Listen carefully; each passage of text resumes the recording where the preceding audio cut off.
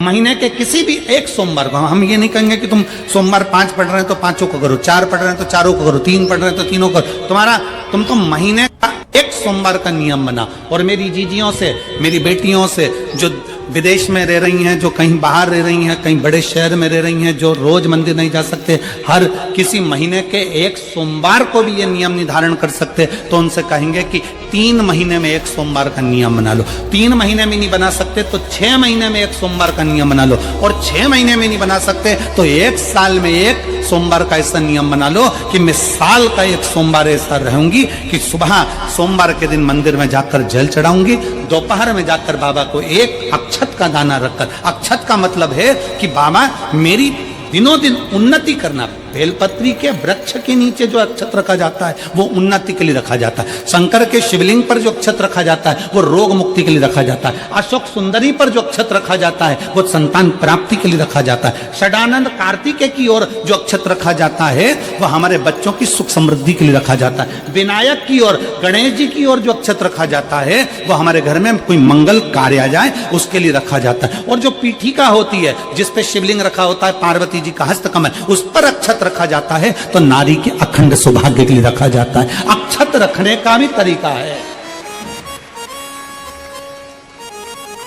एक चावल का दाना कहां रखा जाता है, क्यों रखा जाता है, कैसे रखा। अब कई लोग कहते हैं गुरुजी ये शिव महापुराण में आप ये नियम बताते हो, तरीका बताते हो। हम तो उनसे कहेंगे डॉक्टर के पास जाओगे तो डॉक्टर भी गोली लिखकर ये नहीं कह देगा कि ये सारी गोली एक साथ खा जा। डॉक्टर भी कहेगा ये गोली सुबह खाना है, ये गोली शाम को खाना है, ये गोली दोपहर में खाना, ये गोली भूखे रहकर खाना। बोलो सही है कि गलत है। ये रात्रि को खाना खाने के बाद खा लेना, ये खाना खाने के पहले, ये नाश्ते के पहले। और सुनो ये दवाई, ये वाली पीछे वाली जो दवाई लो ना इसको दूध से लेना, ये वाली जो दवाई लो ना इसको पानी से लेना। और सुनो ये डब्बी है इसको पानी में मिलाकर फिर पीना।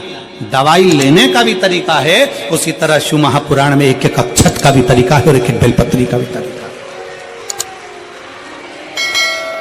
अब मान लो कई लोग कहते हैं गुरुजी आप ये तरीका बताते हो शिव पुराण के माध्यम से, कई लोगों के मन में संशय जागता है, तो अगर हम एक साथ चावल चढ़ा दे तो उसका क्या तरीका है। तो हमारा निवेदन है डॉक्टर जो दवाई ले एक ही बार में निपटा जाए, एक ही बार में खा ले। दवाई एक बार में पूरी खा गए असर नहीं करेगी, इसमें डॉक्टर का कोई दोष नहीं है। उसने तो बताया था ऐसे लेना ऐसे लेना, और तुमने मैं डॉक्टर साहब ने पूछा दवाई पूरी ली, शाम की दवाई भूल गई थी, सवेरे की दवाई भूल गई थी, ये दवाई भूल गई थी। डॉक्टर कहेगा हमने तो नियम बताया था, तुमने नहीं खाई तो असर कहां से करेगी। तुम असर कब करती है जब हम पूजन के तरीके को जान जाएं, जब हम अर्चना के तरीके को जाएं।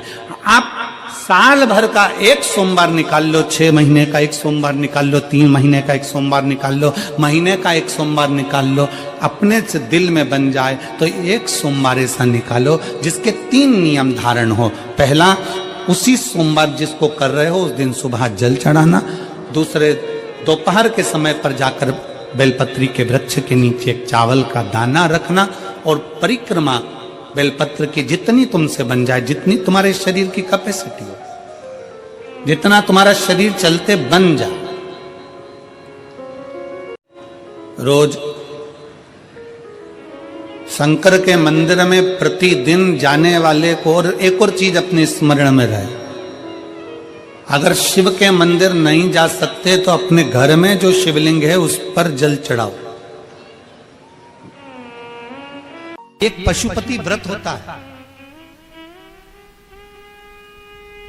और वो व्रत ऐसा है कि उस व्रत को 5 सोमवार करना चाहिए, कोई से भी 5 सोमवार, जिसमें तुम्हारी मर्जी पड़े।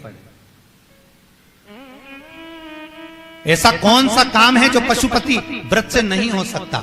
जब पशुपति अस्त्र मात्र भगवान राम के तरकश में रखे होने पर लंकाधिपति रावण के प्राण निकल सकते हैं, तो जीवन का वो कौन सा सुख है जो पशुपति व्रत से प्राप्त नहीं हो सकता।